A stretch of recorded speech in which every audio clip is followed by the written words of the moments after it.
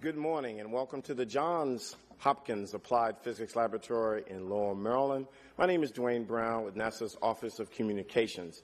And joining me on stage is John Grunsfeld, astronaut and Associate Administrator for NASA's Science Mission Directorate at NASA Headquarters, Alan Stern, New Horizons Principal Investigator from the Southwest Research Institute in Boulder, Colorado, and Alice Bowman, Mission Operations Manager at Johns Hopkins Applied Physics Laboratory.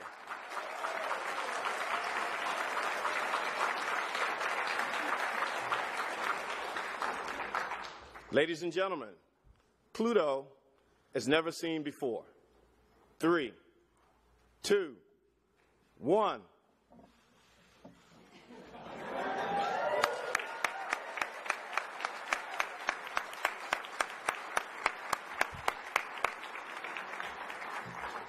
And now we'll have remarks from Dr. John Grunsfeld.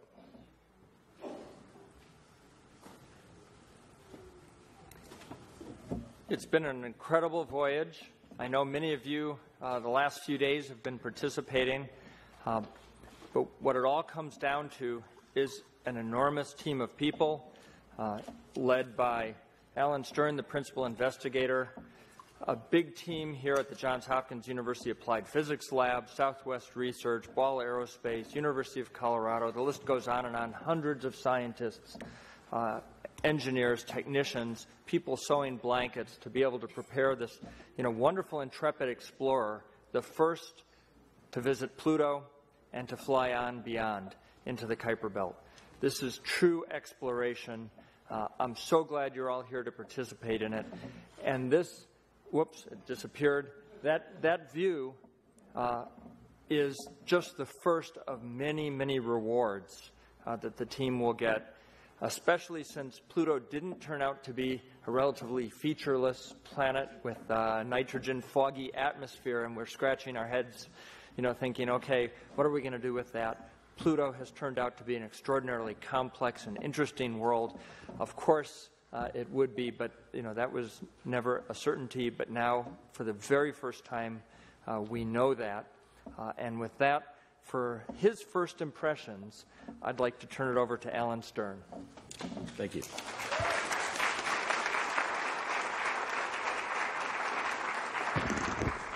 Well, I want to thank John for his remarks and thank NASA for making this all possible. How about that?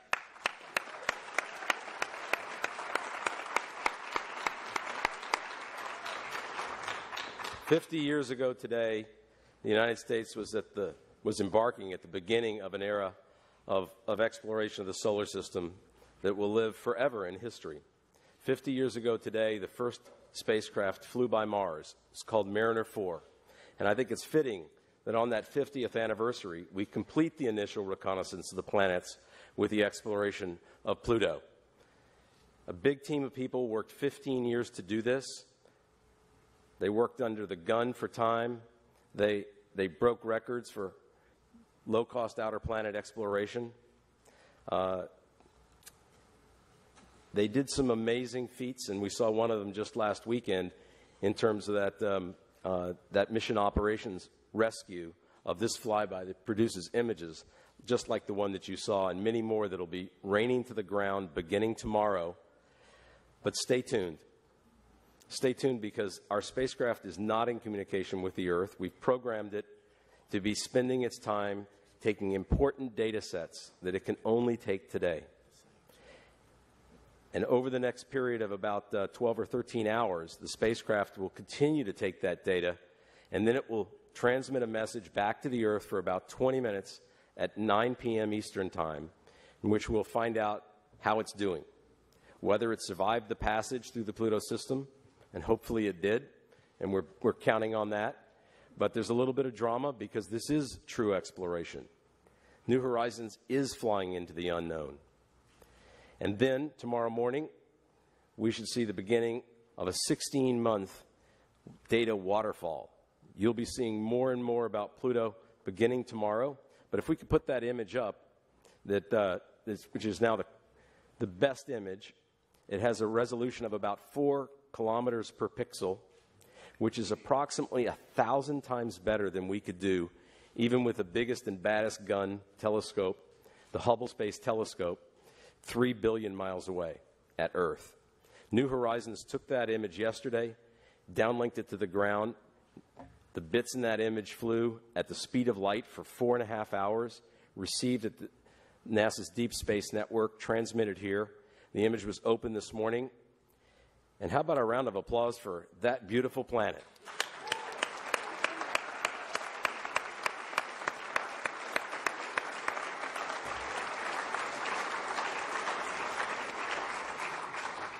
Now I'd like to invite our Mission Operations Manager, Alice Bowman.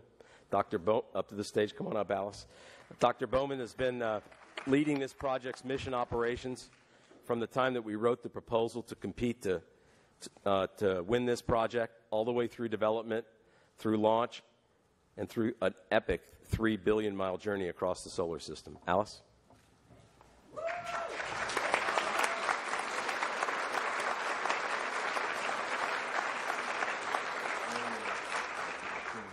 What an absolute honor it is to be here, to be standing here and waiting for those closest approach images to come down.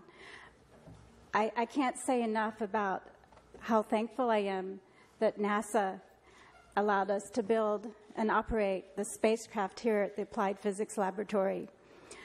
We have a large team, and I just happen to be the Mission Operations Manager, but in no way am I taking the credit for this incredible journey.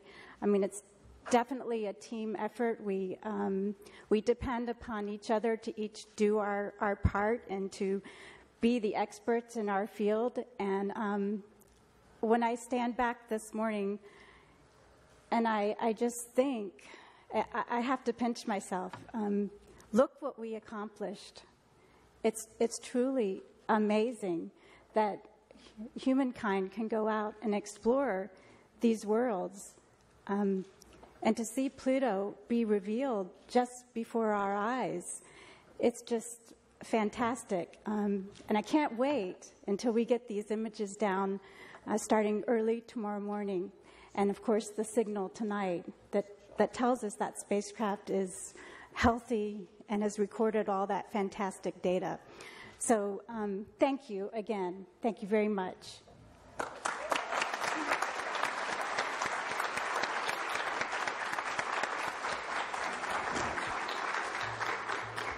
Okay, it's been a great morning, and obviously the story's not over yet, and you're going to hear more about that and what's going to happen this evening. But before we open it up for questions, I'm going to toss this to Alan. Alan, if you can set up, we have video of something that happened this morning with the science team, I believe. Sure. Well, John and I were over at the building here on the APL campus where the science team is working. The science team assembled at 5:45 this morning for a chance to see that best image of Pluto and to react to it and to have a little bit of a scientific discussion. And I think we're going to give you a peek into it if we can cue it up.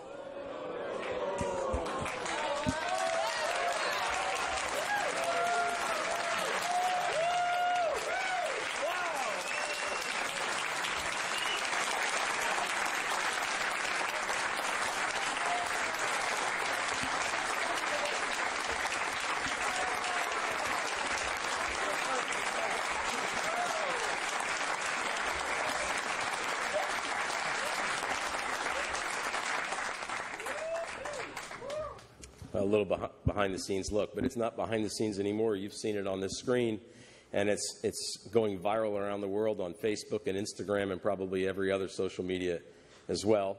And we're very happy to be here and be able to answer your questions as the representatives of this big team and representative of NASA. And Dwayne, it's all yours. Excellent. Congratulations. Okay, so we're going to open up for questions, and as Alan said, social media, oh my goodness, the numbers are astounding. The world, ladies and gentlemen, they're just totally excited. And the story's not over yet.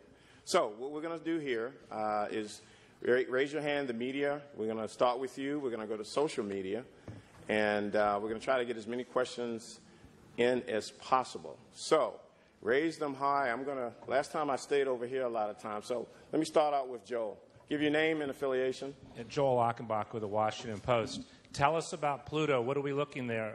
Are there mountains? Are there craters. Tell us about what you see. Sure. Can we cue that image back up? There it is. Okay, so this image is oriented with Pluto's with north to the top, and so the dark regions that you see are near Pluto's equator. The planet is about 1,500 miles across, to give you a scale. It's got a thin or a rarefied nitrogen atmosphere, which you can't see in this image because it's clear, just like looking through other tenuous atmospheres. But what you can see in this image, and it's possible for the folks behind the scenes to actually just make it a larger fraction of the screen, you'll be able to see it.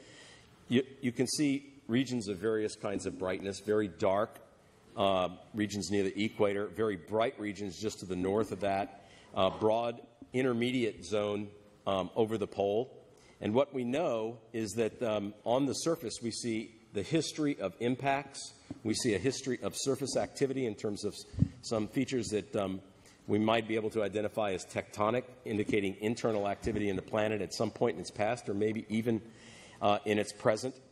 And what we also know is this is clearly a world where both geology and atmospheric climatology play a role, because Pluto has strong atmospheric cycles. It snows on the surface. The snows sublimate and go back into the atmosphere each 248-year orbit.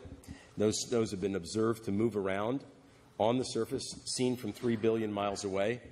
We look at that image, and frankly, if you're a scientist like I am, you want to see all the supporting data. You want to see the topography that we'll get from stereo so that we can determine what's high and what's low. You want to see color data so that we can start to identify the different compositional units. You want to see the composition spectroscopy so that we can determine what those different areas are made from.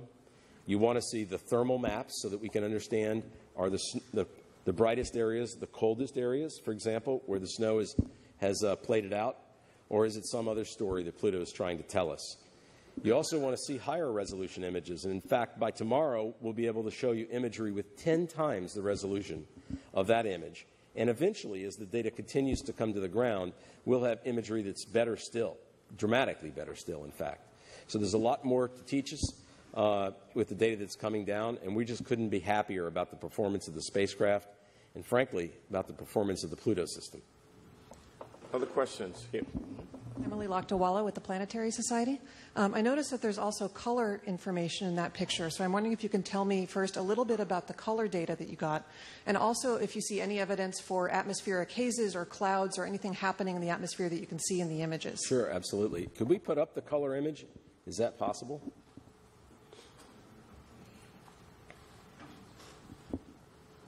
There's another image that I'm looking for, and if they don't have it backstage, then I'm not able to show it to you. Okay. So on the monitor, it's a little hard for me to see, but we know that Pluto has color variations across the surface. When we stretch those, which is something that our team is working on right now, we'll have a better handle on how strong those variations are, and we expect to be able to show you some of that later in the day. I've looked at that image just very briefly when we were first over in the science work area, and I was looking for evidence of plumes, looking for evidence of atmospheric hazes, and Emily, I couldn't see them. But that doesn't mean that they're not there. You know, a proper analysis of it will require some time, and maybe higher resolution imagery. Hi, Miriam Kramer with Mashable. First of all, this is very exciting for everybody, I'm sure. But I'm wondering, specifically for Alice, how are you feeling right now, knowing that your craft is out there, you know, flying by the Pluto system, and you won't hear from it for a while? Thanks. That's a really good question. I haven't had very much sleep.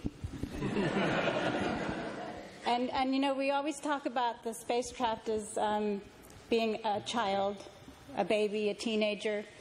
And we lost signal as planned last night at 11:17. And there was absolutely nothing anybody on the operations team could do, was just to trust that we had prepared it well to set off on its journey on its own and do what it needed to do. But yet, there were a lot of us in the ops center, even though we knew that that spacecraft wasn't going to be talking to us. But we were there. We wanted to be with it as it went through this journey. And I am feeling a little bit nervous, just like you do when you set your child off. But I have absolute confidence that it's going to do what it needs to do to collect that science, and it's going to turn around and send us that burst of data and tell us that it's okay. So I guess it's a mix of feeling nervous and proud at the same time. Well said. Okay, we're going to, before you ask your question and give your name and affiliation, if you can please raise your hand a little high. A lot of folks here in the lights, so we can get, so go ahead. Hi, Stacy Severn, Star Talk Radio. And I have a question from one of our listeners.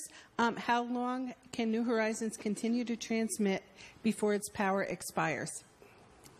I'll take a crack at that. New Horizons is powered by RTG. That stands for Radioisotope Thermoelectric Generator. That's the same kind of power supply that other outer planet and deep space missions that fly too far from the sun for solar arrays to work. That's what we all use. That's a technology developed jointly by NASA and the Department of Energy. And the actual power source inside the RTG is the element plutonium, which, by the way, was named for the planet Pluto in the 1930s. So we sent a little plutonium back to Pluto. That plutonium produces heat, and from the heat, thermocouples convert that into DC electric power for the spacecraft. When we launched, New Horizons was producing through that RTG about 250 watts, but that declines every year as the plutonium decays. And it's currently producing about 202 watts to power the spacecraft and all the instruments. But every year, 3 less watts. And as that declines, eventually we'll get to a point where we can't operate the primary spacecraft computer and the communication system. We've estimated that that point will be reached sometime in the mid-2030s, roughly 20 years from now. At that point, the spacecraft will be approximately 100 astronomical units from the sun. And so over those next 20 years, if the spacecraft continues to be healthy, it could operate and return scientific data, first from a potential Kuiper Belt flyby of a small planetesimal, the building blocks of planets like Pluto, and then we have a chance to go further to explore the deep reaches of the heliosphere like Voyager did, and to do that with much more modern instruments, much more sensitive instruments that are aboard this spacecraft, and hopefully return data that will really add to the storehouse of what we know about our environment in the solar system, and potentially even to cross that interstellar boundary and start to sample interstellar space with this much more modern instrumentation. Can we go with the gentleman here? Before you ask your question, I'm going to try to get to as many media as I can. If you can help me out here and just ask one question, don't try to sneak a follow-up in, okay? We can get to as many. These folks will be available throughout the day for one-on-one interviews. So, sir, name and affiliation. Yeah, John Wenz with Popular Mechanics. I'm just wondering how, when the data comes in, it'll be prioritized. I know there's a prioritization, especially because it's such a slow, almost 56K connection coming back from Pluto. So how has it been sorted to be prioritized as it comes back in over the next few months?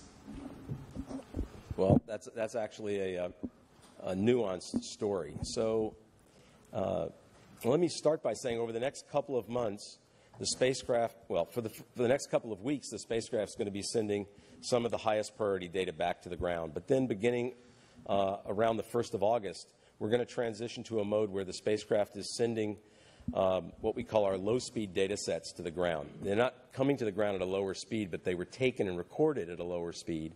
Those are easier to plan for.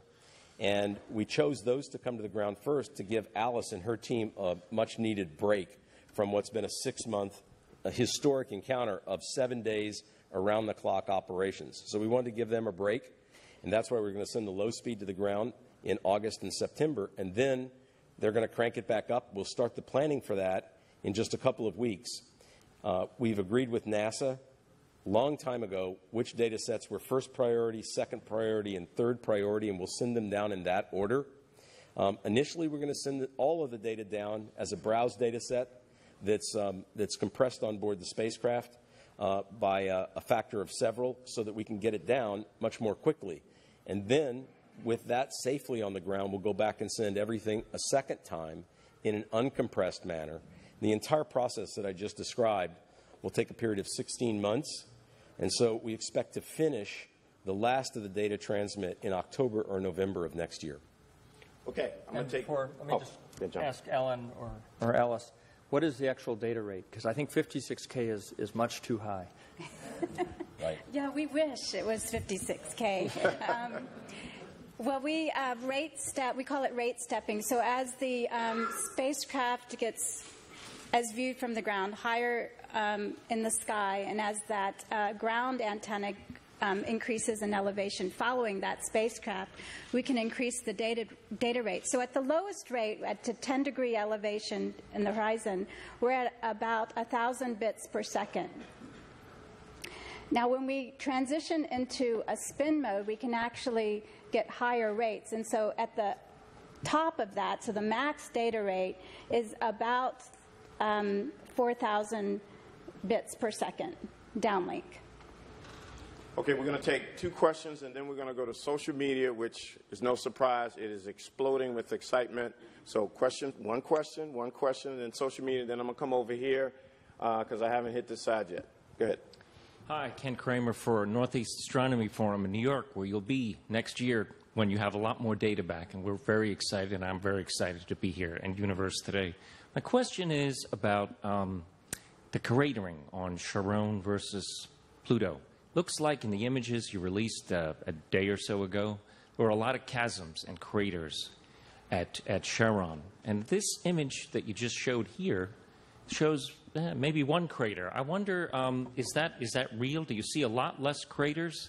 And why would that be? Why is there such a difference between Charon and Pluto? Thank you. Well, I think you make a perceptive observation that Pluto and Charon look very different.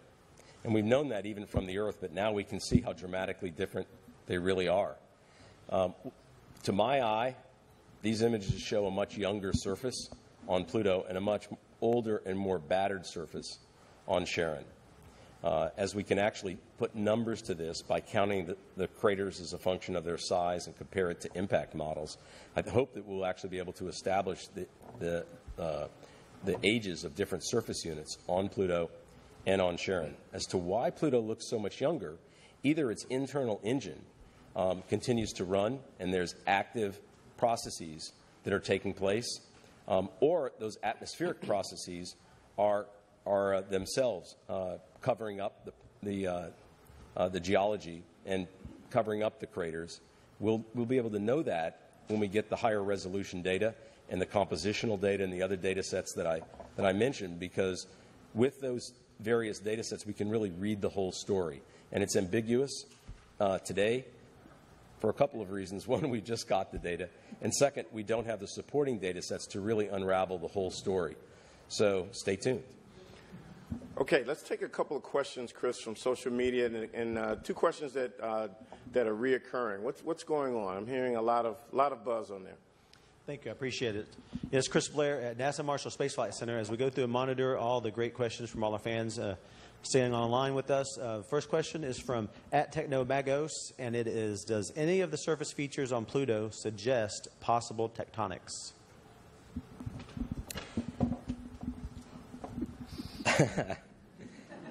I'm not sure, and that's an honest answer. I think we really have to have a little time to work with the data and to actually look at it carefully on a computer versus seeing it on the screen for a few seconds or on the screens over in the science analysis area for just a few seconds. But we're going to have a chance to do that today, and I think that by the time that the experts take a look, and we can report back to you tomorrow with a first analysis. And one more question, Chris? Excellent, thank you. And as NASA is always encouraging our youth to study STEM, this question comes from one of our younger fans, from Jessica Lucas. She tweets, my 9-year-old son wants to know how long did it take to build the spacecraft New Horizons?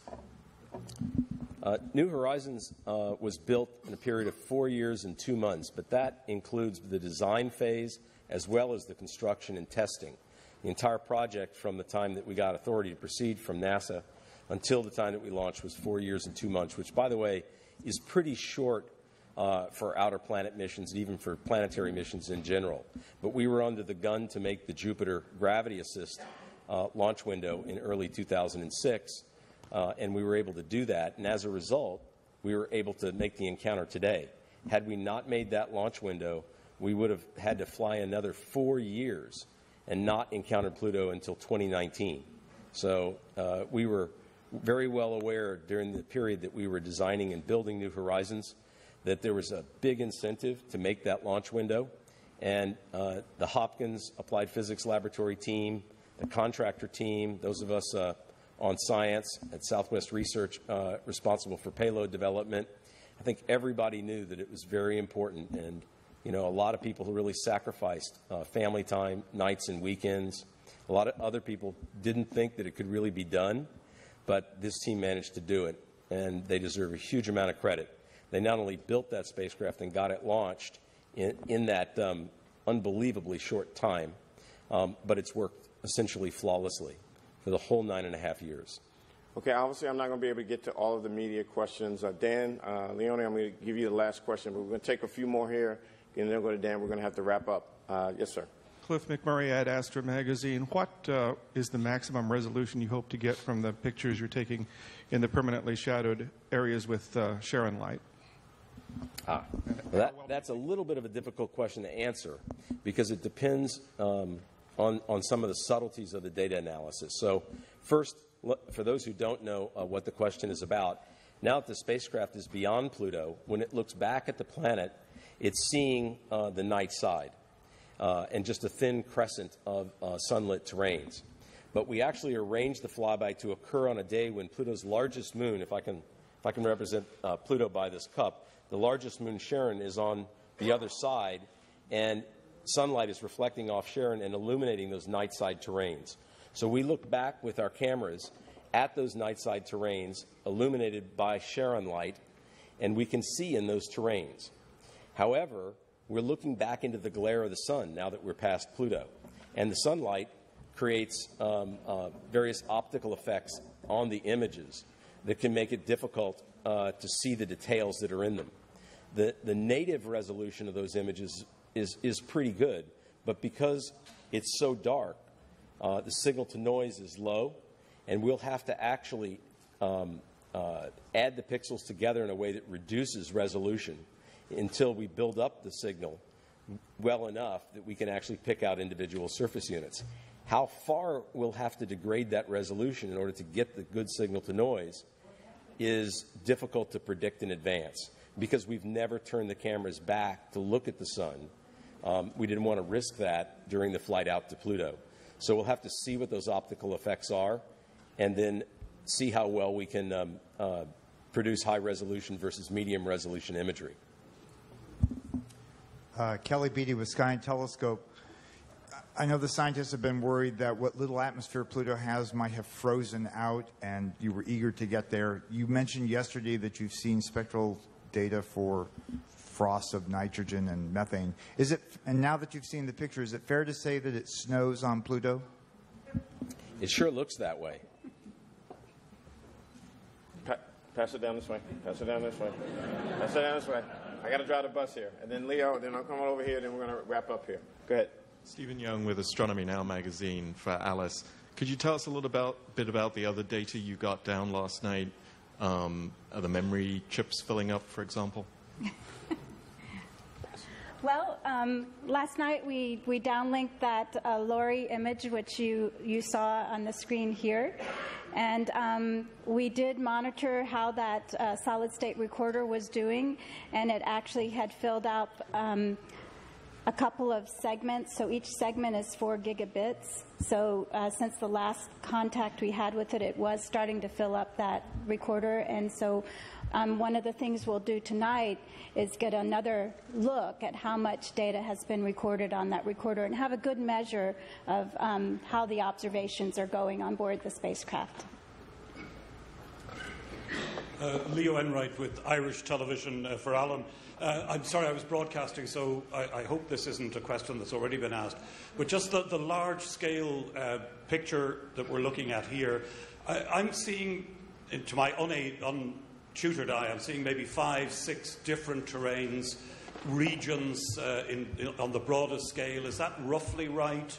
And the heart feature, that appears to be slightly different, the left side and the right side, but I'm wondering, is that an effect of the subsolar point, or is there a difference within the heart feature?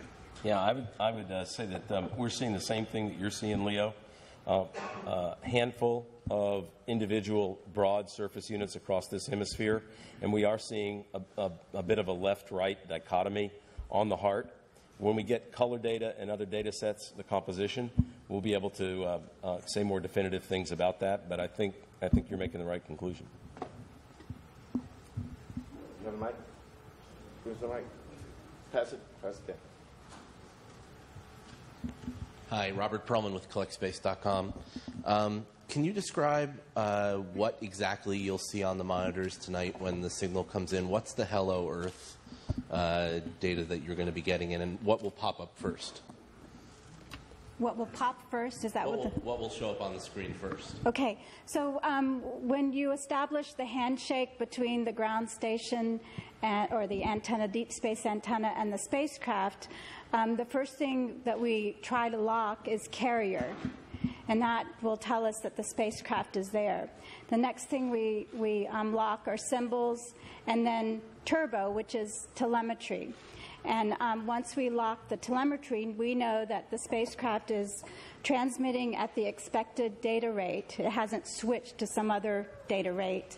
And so that's what we will see. It's just ones and zeros, but in our database on the ground, we've mapped that sequence of ones and zeros to say out of lock or locked. So we'll actually see those words appear on the screen.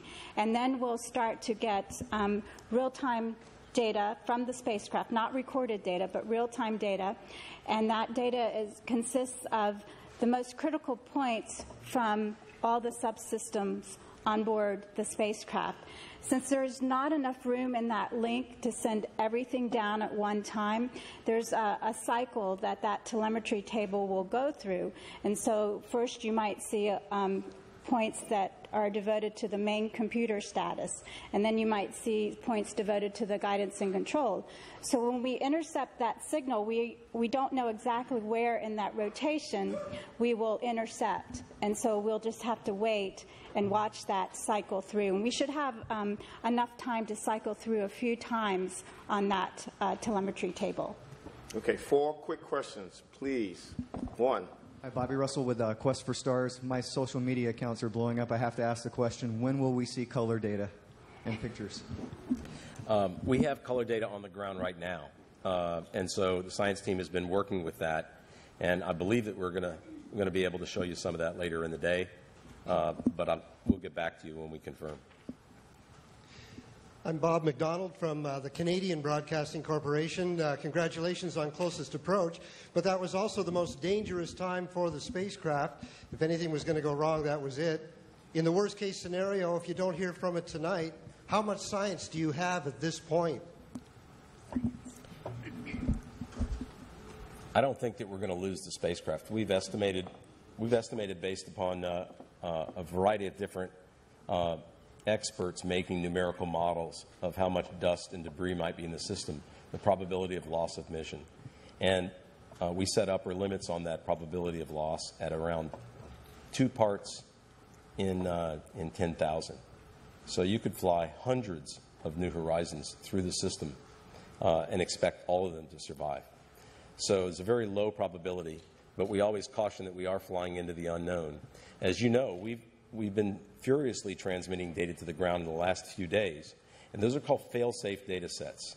And the concept behind those fail-safe data sets is identical to the concept used on the Apollo missions, particularly the early Apollo missions. As soon as the mission commander would step to the surface of the moon and say a few words for history, they would immediately collect the first sample. It was called a contingency sample in case something went wrong and they had to terminate the rest of the spacewalk, come back into the lander, and leave.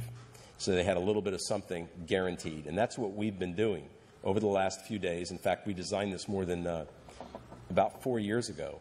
And so we went through and looked at the data sets that had been collected on final approach and selected for each of our primary mission objectives some samples of that data, like the wonderful image that you just saw, but also some color data, some compositional spectroscopy, ultraviolet spectroscopy looking at the surfaces and atmospheres, and some of our particles and plasma data was all sent to the ground.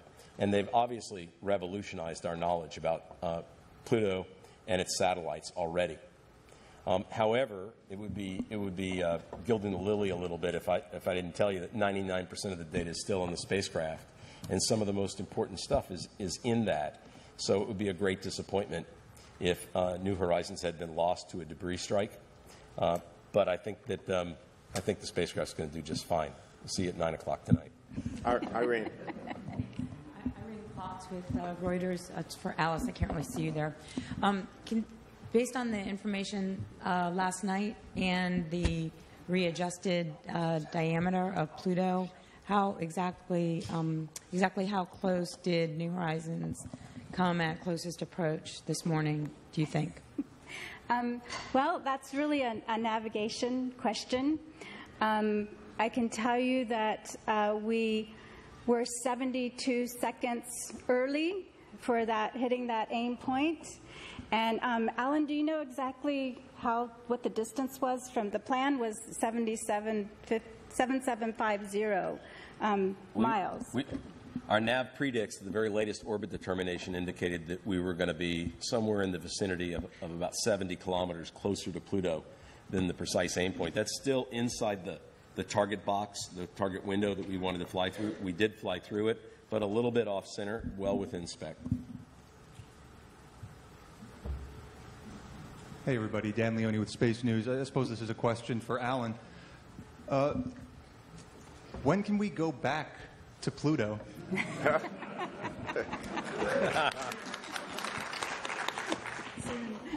I have secretly been working on a lander proposal. Because I had a pretty good bet somebody would ask me a question like that. Have you really? Yeah. I do think that we'll return to the Pluto system. I think that it's so scientifically interesting and so compelling that we'll want us in an orbiter or a lander mission in the future. But doing a mission like that is going to be a lot tougher than New Horizons because we'll want to come to a stop. And that'll mean developing some technology to be able to do that, particularly when we want it also to cross the solar system in a reasonable amount of time and not take 40 years to get there because you need to travel slowly, but to be able to travel fast and then also come to a stop. There are some very good concepts that people have, very preliminary concepts for how we can do follow-up missions. But I think first we need to really see this data come to the ground and analyze it for a period of some years because we don't know the right questions to ask and therefore the right instruments to put on a lander or orbiter. So I really think that it's a little premature. We're all excited too, and we're going to want to send new kinds of powerful instruments there. But I think first the right thing to do is to really analyze the data that we have on the ground and then come to that question a little bit down the road. Okay, so we're going to have to close out here. I will remind the media, these folks and many others will be available throughout the day for interviews. Just check in with the newsroom. I'm going to turn it over to Dr. Grunfeld for closing remarks, and then I'll do some programming notes. Well, I think you've gotten a little bit of a sense of this great adventure of science that we're on. We have a long day before we get to the phone home signal. I'll just mention, because I've been watching it, if you go to eyes.nasa.gov, you can see the Deep Space Network signals. So you'll be able to see when, almost live, when the Deep Space Network is looking, and then follow our story, because we'll certainly keep you informed when New Horizons phones home. Throughout the day, though, we have a series of panels, so you'll be able to hear the scientists actually talking about their first impressions. You've heard Alan's first impressions. You've heard a few from the press here on your first impressions. We all have them, and it's just incredible that we're getting our first views of Pluto and the Pluto system in this high resolution. But I can guarantee, with as much certainty as any of us can that the best is yet to come, both from images that you'll see later today that are being worked on, and with all of our fingers and toes crossed, the great images that New Horizons is taking right now that will be telemetered over the next days, weeks, months, in fact, for the next 16 months. And that's only part of the story. What we've seen already from Pluto is that it's a complex, interesting world. Right now, the Dawn spacecraft is orbiting the dwarf planet Ceres in the main asteroid belt, and we found that Ceres is really interesting. Of course, you've all been following Curiosity. There was a lot of discussion before we landed the Mars Science Laboratory. Is Mars relatively straightforward or very complex? And the Spirit and Opportunity rovers gave us a glimpse, and now Curiosity has shown us that Mars is very complex, a whole world, much like the Earth.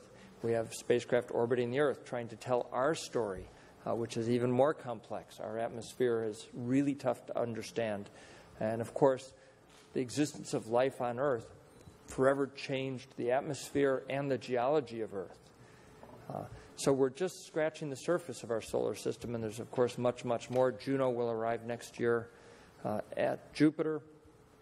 Next year we'll launch both the InSight geophysical monitoring station on Mars and the OSIRIS-REx mission to an asteroid to actually do a touch and go on the asteroid and bring samples back. So this is just the most incredible time for planetary science. And I think it's just fitting that you're all here showing this great interest for this incredible achievement, the capstone event of our reconnaissance of the solar system. Congratulations, Alice. Congratulations, Alan. I hope all of you enjoy the day and learn a lot and communicate it to all of your subscribers and readers, because this is an incredible journey. This is true exploration. I'm thrilled to be here. Okay. So, social media, follow it on Twitter, This Mission, Facebook, YouTube, and others. The conversation is astounding. And all the information you've heard today and you will be hearing the weeks, months, and years, probably, www.nasa.gov/New Horizons. Ladies and gentlemen, America's space program has written a new chapter in science and exploration. Thanks for joining us.